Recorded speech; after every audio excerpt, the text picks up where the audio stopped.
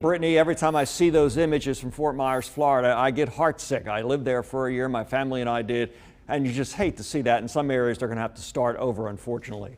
So we've been through the ice storm now. Ian, a Category 4. Meteorologist Jason Simpson and myself could easily see this being revisited, maybe make it a Category 5 at some point. They can do that. They've done it before.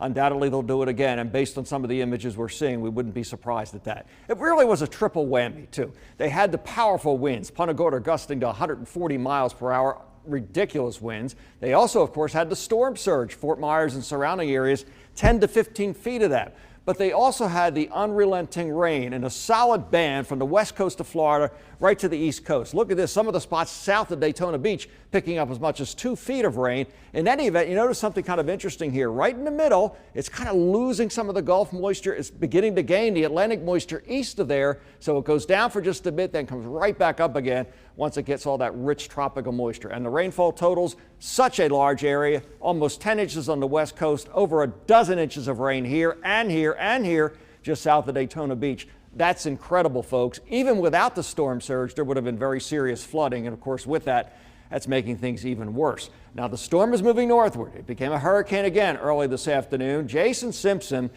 we know folks are now obviously very concerned about the fact that it's a hurricane, and it is going to cause more trouble, isn't it, later on tonight and tomorrow? It will. It's already causing some significant storm surge on Florida's east coast, places like Jacksonville, Daytona Beach.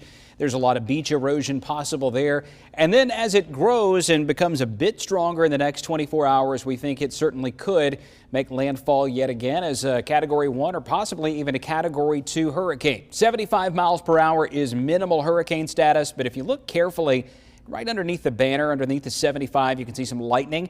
Sometimes that is a sign of strengthening. Here's what the wind field looks like, and it is very expansive. Tropical storm force winds begin to pull away from the Florida coast and head towards South Carolina. This will come in very close to Charleston on Friday and then move up and stall across the mountains of North Carolina and Virginia, and there could be some significant flooding. So this is what the track looks like from the National Hurricane Center, very similar to that wind map that I just showed you. Friday afternoon, a Category 1, maybe if it can strengthen just enough, a Category 2 storm moving into South Carolina. And since we are on the west side, the left-hand side of the track is generally the drier side, and that's where we find ourselves this time.